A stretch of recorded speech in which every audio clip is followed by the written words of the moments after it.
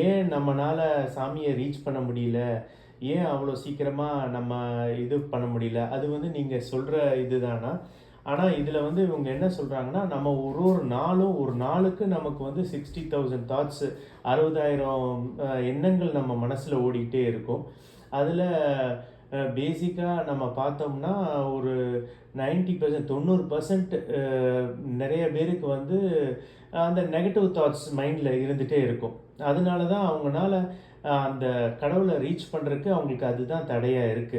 ஆனா அந்த 90% அந்த தாட்ஸ் ஏன் வருதுங்கிறத காரணம் என்னன்னா, அவங்க என்ன சொல்றாங்க, நமக்கு இப்ப கரண்ட்டா இருக்க தாட்ஸு நம்ம இருக்க சூழ்நிலைகள நெனச்சு, நம்ம ஃப்யூச்சர்ல என்ன நடக்க போகுது? நமக்குன்னு ஒரு பயம் இருக்கும். அப்புறம் இல்லாட்டி நம்மளுக்கு ஏன் நம்ம இவ்வளோ நேரங்கள், காலங்கள நம்ம வேஸ்ட் பண்ணிட்டோம் அப்படிங்கிற ஒரு எண்ணங்கள் இருக்கும். ஆனா, நம்ம கையில இருக்க நீங்க சொல்ற நேத்து சொன்ன மாரி இந்த 24 ஹார்ஸ் நம்ம கையில இப்ப கரண்ட்டா இருக்கத நம்ம நெனச்சு பார்க்கவே மாட்டோம். அதுதான் நம்ம வாழ்க்கையில நடக்குது. இப்போ நம்ம குழந்தைகளே இருந்தா, நம்ம குழந்தைகள எப்படி நம்ம பின்னாடி அவங்கள வாழ வைக்கணும், அது காசு சேர்க்கணும் அப்படின்னு அந்த கவலைகள், அந்த ஃப்யூச்சர் தாட்ஸ் தான் நமக்கு மனசுல இருக்கும். அதே மாரி, இவ்வளோ நாளா நம்ம சேர்க்கலையே, இவ்வளோ நாளா நம்ம ஒண்ணும் செய்யலையே அப்படிங்கிற அந்த பழைய தாட்ஸ். அதுதான் நம்மளோட பாஸ்ட் தாட்ஸ் நம்ம மைண்ட்ல இருக்கிறதுனால தான் நம்மனால இந்த கரண்ட்டா இருக்க அந்த 24 ஹார்ஸ நம்ம யூஸ் பண்ண மாட்டேங்கிறோம். அதுதான் நீங்க நேத்து அழகா சொன்னீங்கண்ணா. அதே மாரி நம்ம வந்து பேசிக்கலா வந்து அந்த 24 ஹார்ஸ நம்ம யூஸ் பண்ணோம். அதுதான் வந்து இவங்க இதுல சொல்றது வந்து நம்ம பிரசன்ட்டா இருக்கணும். நம்ம என்ன இப்ப செய்றோம் அப்படிங்கிறது தான் முக்கியம். நம்ம இத வந்து சரணாகதி அடையணும். சாமிட்ட விட்டுறணும். நம்ம அந்த பெரியவாவோ, இல்ல நம்ம என்ன சாமி கும்பிடுறோமோ, அவங்கள்ட்ட நம்ம சரணாகதி அடைஞ்சு, அத விட்டுட்டு, நம்ம கரண்ட்டா என்ன பண்றோங்கிறத செஞ்சு, நீங்க சொல்ற மாரி கரண்ட்டா நம்ம வந்து புண்ணியங்கள சேர்க்கணும். நாமா சொல்லணும். அது வந்து என்ன பண்ணும்னா, நம்ம ஃப்யூச்சர வந்து வழிநடத்தும். அப்படிங்கிறது தான்.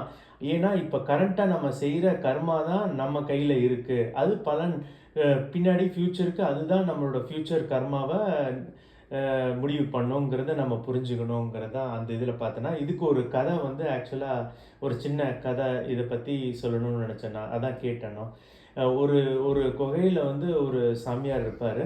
அவரு எப்பவுமே ஜெபம் பண்ணிக்கிட்டே இருப்பாரு. அப்புறம் ஒரு ஒரு மத்தியானம் போல மட்டும் வெளியில வருவாரு. அந்த குகையிலேருந்து வெளியில வரும்போது, அந்த ஊர் மக்கள் வந்து அவருக்கு வந்து சாப்பாடு வச்சிருப்பாங்க. அத சாப்பிட்டுட்டு சாப்பிடும்போது, அ என் அப்பனே, என் தந்தையே எனக்கு இந்த சாப்பாட குடுத்ததுக்கு நன்றின்னு சொல்லிட்டு அத சாப்பிடுவாரு. சாப்பிட்டுட்டு அப்புறம் திருப்பி அந்த குகைக்குள்ள போயிருவாரு. தபஸ் பண்ணிட்டே இருப்பாரு. திருப்பி அடுத்த நாளும் அதே மாரி மத்தியானம் தான் வெளியில வருவாரு. வந்தோனே அவங்க ஊர் மக்கள் வச்சிருப்பாங்க. ஊர் மக்கள் வந்து இவருக்காக வச்சிருப்பாங்க. அப்ப ஊர் மக்கள் பார்க்கும்போது அவங்க நினைப்பாங்க, என்ன நம்ம எப்பவுமே இவருக்கு நம்ம சாப்பாடு வைக்கிறோம். ஆனா, இவர் வந்து அவரு என்னோட தந்தையே என்னை நன்றின்னு சொல்லி கும்பிட்டுட்டு அவர் சாப்பிட்டுட்டு போறாரே. ஆனா, நமக்கு ஒரு நன்றி சொல்ல மாட்டேங்கிறாரே அப்படின்னு நெனச்சு அந்த ஊர் மக்கள் நெனச்சுட்டு ஒரு நாள் என்ன பண்ணுவாங்க, அவருக்கு சாப்பாடு வைக்க மாட்டாங்க. அந்த மத்தியானம் போல. அப்ப அவர் வந்து வெளியில வந்து பார்ப்பாரு. பார்த்துட்டு, சாப்பாடு இல்லையா? அப்படின்னு சொல்லிட்டு திருப்பி போயிருவாரு. அப்புறம் திருப்பி இன்னும் கொஞ்சம் நேரத்தில கரெக்ட்டா அந்த டைமுக்கு திருப்பி இன்னொரு ஒரு 1/2 அன் ஹவர் கழிச்சு திருப்பி வருவாரு. இருக்காது. திருப்பி போயிருவாரு. அப்புறம் திருப்பி வரும்போது அந்த மக்கள் இருந்துட்டு பார்ப்பாங்க, இன்னைக்கு அ நாங்க சாப்பாடு வைக்கல. நீங்க எப்பவுமே வந்து இந்த க அ தந்தையே சாப்பாடு குடுத்தீங்க. அவருக்கு தான் நீங்க நன்றி சொல்றீங்க. எங்களுக்கு நீங்க சொல்லவே இல்லையே! அதனால தான் இந்த வாட்டி நாங்க வைக்கல அப்படிங்கிற மாரி சொல்லுவாங்க. சொன்னோனே அவர் அதுக்கும் பதில் சொல்லுவாரு. நான் ஏன் தந்தையேன்னு சொல்றது வந்து என்னோட கடவுள தான் சொல்றேன். என் இறைவன தான் சொல்றேன். நீங்க இன்னைக்கு வைக்காததுக்கு நான் கவலைப்படல. ஏன்னா, அது வந்து அ அது வந்து நான் வந்து நெனச்சேன். என் மனசுல வந்து ஒரு வேளையாச்சும் சாப்பிடணும்னு நான் நெனச்சேன். அதனால தான் வந்து நான் வந்து பார்த்துட்டு இது பண்ணிட்டுருந்தேன். ஆனா, என்னோட கடவுள் வந்து அது கூட உனக்கு தேவையில்ல. இன்னும் நீ வந்து அது கூட உனக்கு தேவையில்லன்னு அவரு சங்கல்பம் எடுத்துக்கிட்டாரு. அதனால அதுவுமே எனக்கு நன்மை தான்.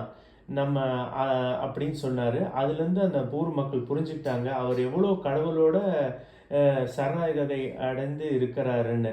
ஏன்னா நம்ம எப்போவுமே நமக்கு நினைக்கிறது நடக்கும் போது நம்ம சந்தோஷப்படுவோம்.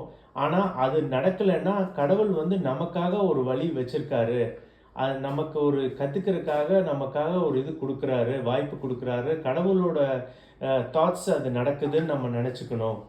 அது நம்மளோட இதுக்காக தான் அப்படிங்கிறத நம்ம புரிஞ்சுக்கணுங்கிறது தான் அந்த கதையில்.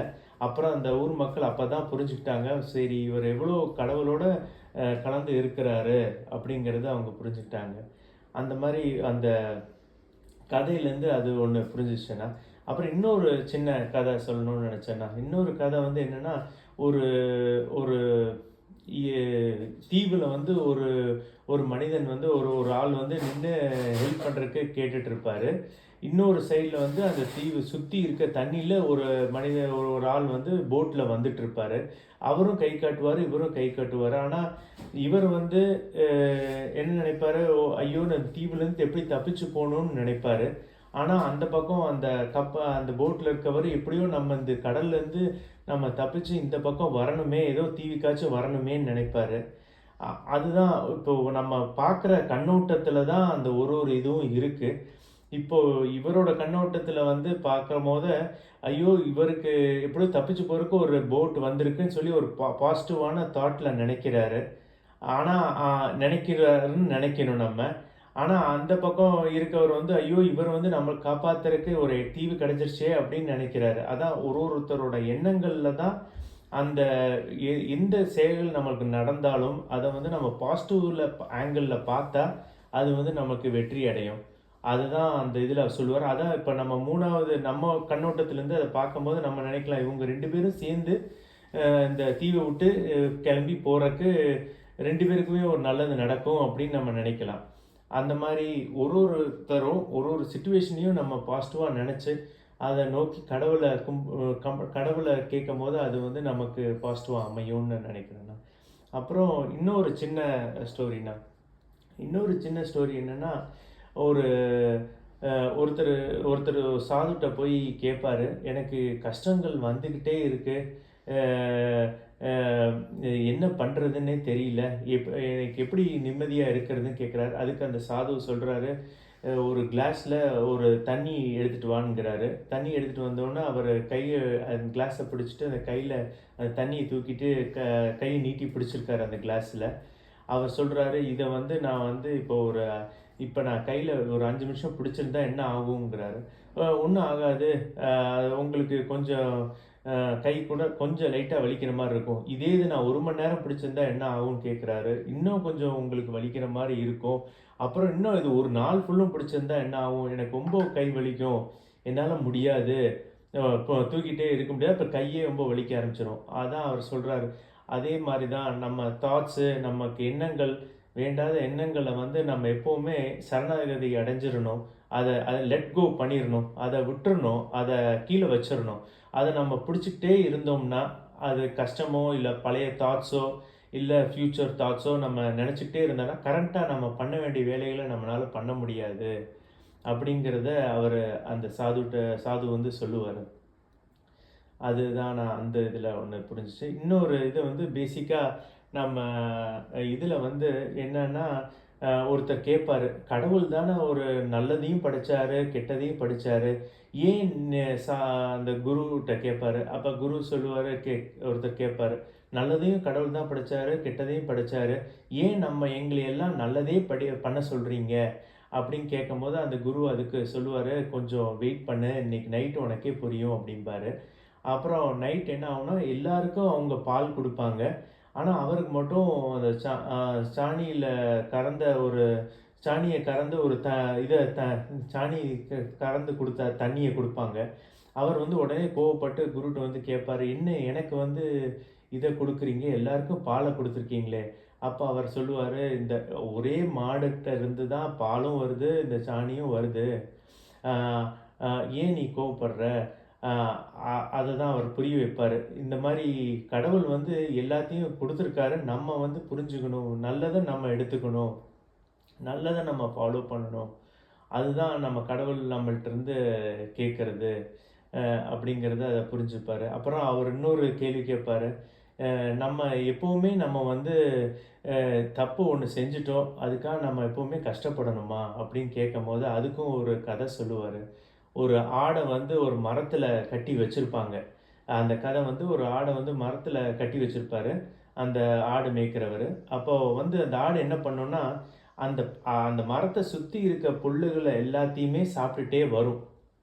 ஆனா, ஒன்ஸ் அந்த புல்லெல்லாம் சாப்பிட்டு முடிச்சோனே, அதுக்கு மேல அதனால சாப்பிட முடியாது. ஏன்னா கயிறு கட்டியிருக்கும். அதனால அதனால அடுத்த அடுத்த லெவலுக்கு பக்கத்துல போய் சாப்பிட முடியாது. ஆனா, அந்த ஆடு என்ன ஆகும், சில டைம் அந்த சில பேர் என்ன ஆடுகள் என்ன பண்ணும்னா, சோர்ந்து போய் படுத்துட்டா, அதனால சாப்பிட முடியாது. ஆனா, அந்த ஆடும் திருப்பி முயற்சி செஞ்சு, அத இன்னும் பக்கத்துல இருக்க புல்லையும் சாப்பிடணும்னு குதிச்சு முயற்சி செஞ்சுக்கிட்டே இருந்தா, அந்த ஆட்டுக்காரர் பார்த்துட்டு, இன்னும் கயிற லூஸ் பண்ணி, அத இன்னும் கொஞ்சம் தூரமா கட்டுவாரு. இல்ல வேற மரத்துல கொண்டு போய் கட்டுவாரு. அந்த மாரி தான் நம்ம வாழ்க்கையும் நம்ம வந்து அ ஒரு கர்மானால நம்ம கஷ்டப்படுறோம்னா, நம்ம வந்து முயற்சி செஞ்சுட்டு கடவுள பிரார்த்தனை பண்ணிக்கிட்டே இருக்கும்போது, கடவுளும் நம்ம மேல கருணைப்பட்டு நமக்கு ஒரு வாய்ப்பு குடுப்பாரு, அப்படிங்கிறது தான் அவரு சொல்லுவாரு. அதனால நம்ம எப்பவுமே ராமநாமா சொல்லணும். அந்த இல்ல என்ன நாமாவெல்லாம் சொல்லி நம்ம கடவுளோட பேசணும். நீங்க சொல்ற மாரி அண்ணா, எல்லாம் செய்யும்போது நம்மளுக்குள்ள வாய்ப்பு நமக்கு கிடைக்கும். கடவுள் நம்மள எப்பவும் நம்மளைய ஆ தாய் மாரி நம்மளைய காப்பாங்க. பரமஹம்சர் சொன்ன மாரி அம்மாவா நெனச்சு நம்ம கும்பிடும்போது, அந்த அம்மா நம்மளை எப்பவும் கைவிட மாட்டாங்க அப்படிங்கிறது தான் சொல்லணும்னு நெனச்சேன் நான். ஜெய்ராம் ஸ்ரீராம். ஸ்ரீராம்.